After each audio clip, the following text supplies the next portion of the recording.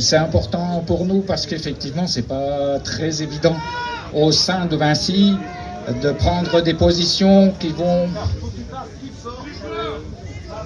Ils ont qu'à se rapprocher. Je m'excuse. Rapprochez-vous.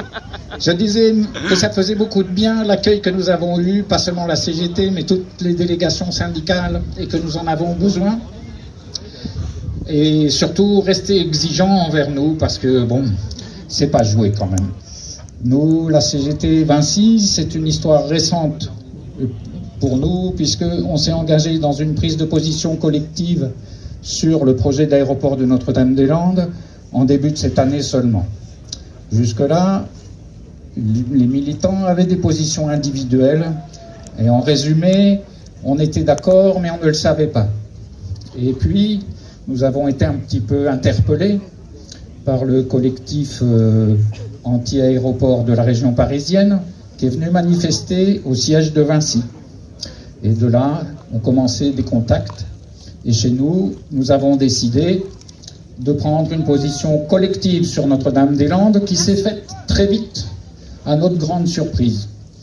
Nous avons pris des contacts ici même avec un petit peu tout le monde sur la ZAD. Des gens d'ici sont venus nous parler, nous rencontrer à Montreuil, au siège de la CGT. Et à travers ces échanges, on a eu une position unanime des syndicats CGT de Vinci contre le projet d'aéroport de Notre-Dame-des-Landes. Merci.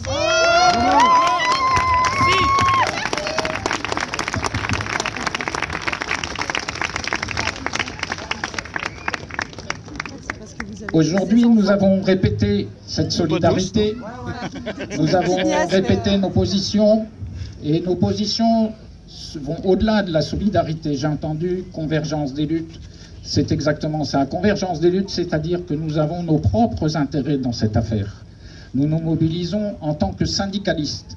Parce que de l'intérieur, chez Vinci, nous savons comment les choses se passent quand on nous envoie travailler sur des projets comme Notre-Dame-des-Landes ou comme tous les projets en partenariat public-privé. Tous ces projets où Vinci fait des profits privés avec l'argent public. Pour nous, une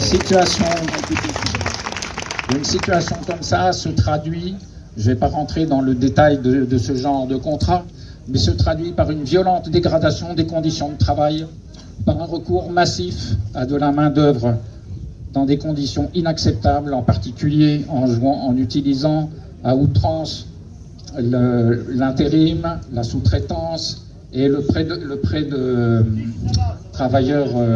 Les salariés détachés. Les salariés détachés, merci. Voilà. Et donc, nous avons nos propres raisons de nous opposer à cet aéroport, qui viennent soutenir des raisons de fond, qui sont des raisons citoyennes, que nous partageons en tant que syndicat, et qui nous ont amenés à la nécessité d'avoir une démarche de remise en cause du travail que Vinci nous fait faire, à analyser le travail que Vinci nous fait faire sous l'angle de son utilité sociale. Et ça, c'est un long chemin que nous commençons.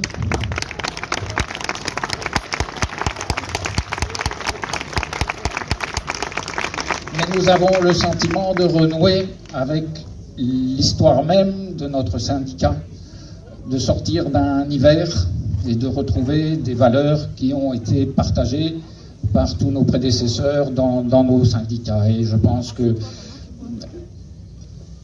on nous dit des fois, vous faites une obsession avec Notre-Dame-des-Landes. On ne fait pas une obsession avec Notre-Dame-des-Landes, donc et malheureusement, il y a encore d'autres batailles. Mais Notre-Dame-des-Landes a quelque chose d'exemplaire. Le projet lui-même est exemplaire dans le genre projet crapuleux, mais la ZAD est exemplaire aussi pour la lutte, pour la façon de faire converger les luttes, pour réapprendre la démocratie dans le combat.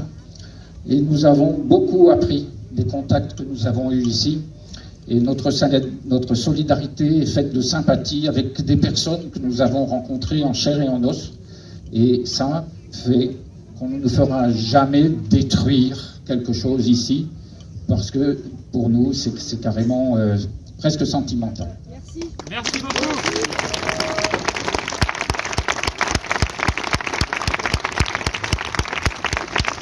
Nous ne faisons pas une obsession de Notre-Dame-des-Landes. Ça veut dire que malheureusement, il y a d'autres combats où Vinci joue un rôle que nous condamnons. J'ai entendu parler tout à l'heure de Calais. Nous avons appris que c'est une filiale de Vinci qui doit construire le mur de la honte et que c'est une autre filiale de Vinci qui doit assurer la démolition de la zone sud de la jungle. Évidemment, c'est quelque chose... Enfin, là c'est même plus syndical, on touche à l'abomination. Nous sommes également interpellés en ce moment même sur le grand contournement ouest de Strasbourg, dont les travaux auraient dû commencer récemment. Une filiale de Vinci étant venue faire des sondages, elle en a été empêchée par les opposants locaux, mais c'est un combat qui est un combat frère du combat que nous menons ici. C'est un combat contre Vinci et son monde. Merci. Bravo!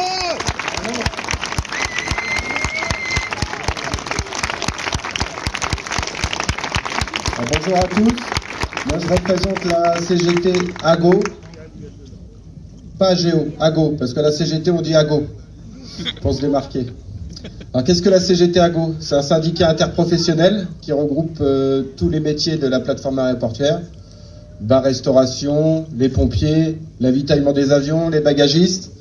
Et nous sommes fermement opposés au projet de l'aéroport de Notre-Dame-des-Landes. Pourquoi, vous me direz-vous? Parce que demain, s'il se fait, nos emplois seront menacés. Il y aura des appels d'offres et on sera tous sur la sellette. Alors nous, ce qu'on trouve intéressant à la CGT AGO, c'est de mélanger les luttes, lutte écolo, lutte ouvrière, sur la base de l'anticapitalisme, pour une convergence des luttes. Et on est en plein dedans. Nous sommes directement concernés, tous ici. Et en cas d'évacuation de la ZAD, on sera là.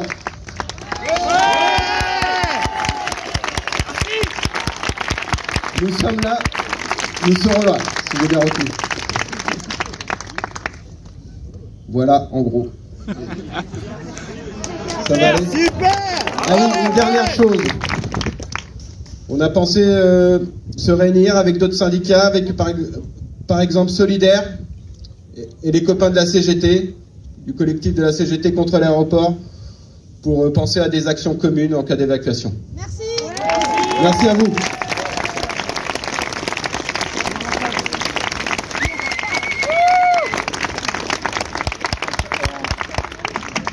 En cas d'évacuation, bien sûr, nous nous associons à cet appel et nous avons une consigne particulière que nous avons donnée à nos syndicats, CGT Vinci, et que nous aimerions qu'elle soit reprise par toutes les entreprises susceptibles d'avoir à intervenir pour faire des travaux ici. Cette consigne, elle est en deux temps. Le premier temps, c'est devoir d'alerte. Devoir d'alerte, ça veut dire, si vous êtes sollicité pour aller faire des travaux, quels qu'ils soient, sur la ZAD ou dans ses alentours, premièrement, vous prévenez la ZAD ou la CIPA, on donne le numéro de téléphone, l'adresse mail, tout ce qu'il faut, et vous dites quels sont les travaux qu'on vous a demandé de faire, où, quand, etc. Deuxième temps, c'est droit d'alerte. Droit d'alerte, c'est que tout salarié a le droit de refuser un travail, et son employeur ne peut pas s'y opposer en droit. Droit d'alerte, refuser un travail pour cause de risque, de danger grave et imminent. Et ici sur la ZAD, venir faire des travaux dans un contexte d'affrontement et d'évacuation, c'est un danger grave et imminent.